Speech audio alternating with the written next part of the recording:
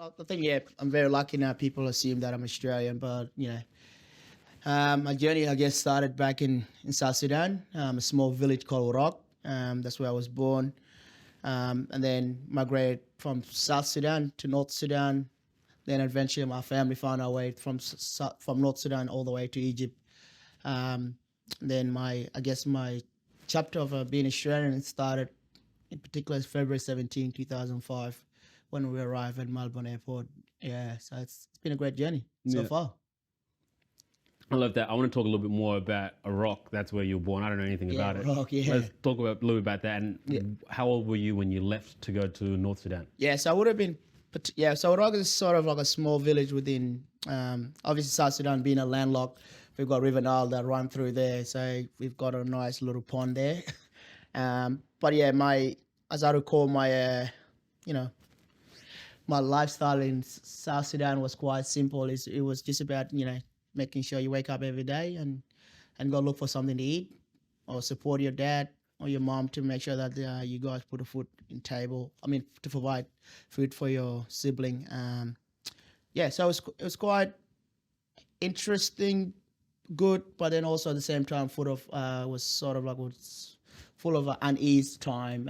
Obviously, sure. at the time, the country was going through a lot of civil war, so which just made the sleeping every night unsure. Whether you're gonna sleep throughout the night or you're gonna probably have to get up and pack and run for your life with your family. So yeah, it was unpredictable at the time. Yeah. Quite unpredictable. And then you moved up to North Sudan.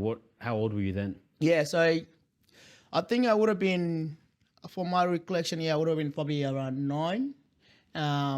Obviously, yeah, we didn't move by choice. So obviously, like I mentioned it earlier, there were quite a lot of the civil war sort of got really, really bad where we had no choice but to move to North Sudan. So when I moved to North, I think I would have been 9. And obviously along the way, I lost my dad there, and probably one of those times where you're like, oh my God, what's gonna happen next? But yeah, I had a brave my mom. She's a brave woman. She's a super woman who kept us all together and protected us all the way and pushed on through with the journey. And couple of years later, we're at North Sudan. Yeah. And when you guys got to North Sudan, and sorry for your loss as well, did you have a big family as well? No, so at North Sudan as well, it was like migrating to different country at the same time, even though it was in the same country. Got to remember at the time we were still living in a little hut, like say. How many of you guys? Say there was me, my mom, my other 2 siblings, and then obviously my dad. And then there was another handful of community members as well at the same times. So I guess it was shock, lifestyle. It was completely different. So we had to readjust, in terms of like learn how to speak Arabic, because mainly there north they speak purely Arabic, and me and my family came just speaking Dinka, which is our mother tongue. So we kind of had to make some adjustment, and which has made it quite a little bit, I guess, harder to adjust.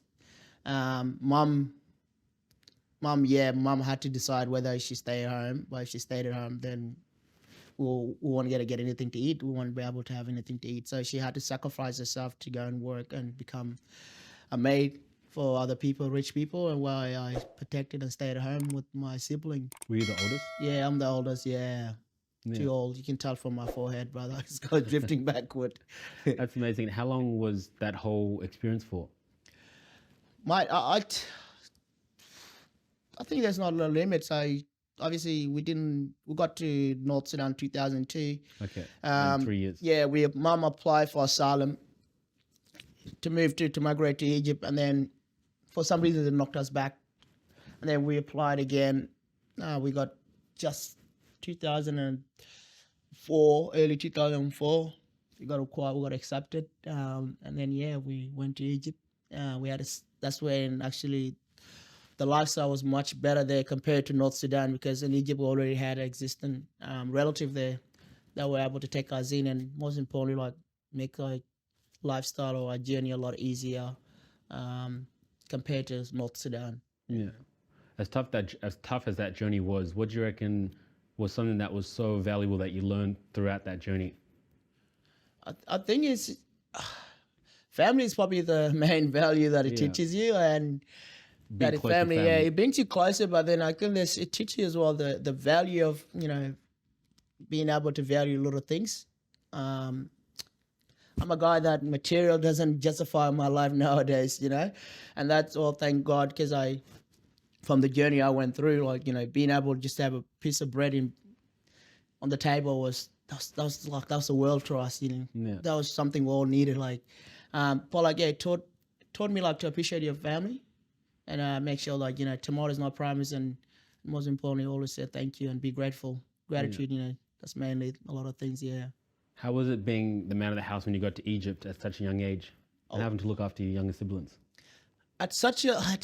Egypt as well had another twist as well. So when I got to Egypt, we were staying at a house, and then we had to split up. I had to go and stay with my auntie, and my family had to stay there. So it was such a I reckon probably one of the heartbroken, or probably the first time I felt so heartbroken because I love my family so much. I wanted just to be with them, but then because I was such a young, I didn't understood what was the meaning behind it. I felt like my mom was just want to get rid of me, Yeah. Do you understand now? Yeah. What But was then the reason? obviously once I got here, then now I understand. So being able to say, because we didn't have a lot of space. Either I go and stay with my cousins, or we all get kicked out. My family get kicked out, and so my first couple of days at my auntie house, I was just crying nonstop, crying and crying and crying.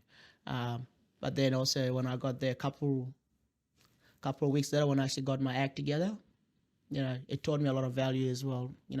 Start looking after my cousins, cleaning their house, doing the things that, if I was with my moms and thing I wouldn't be able to do, especially, being the eldest, I would have just said, nah, I'm the oldest, I don't need to do all this stuff. Yeah. But like that I thought that little sacrifice sort of helped really well.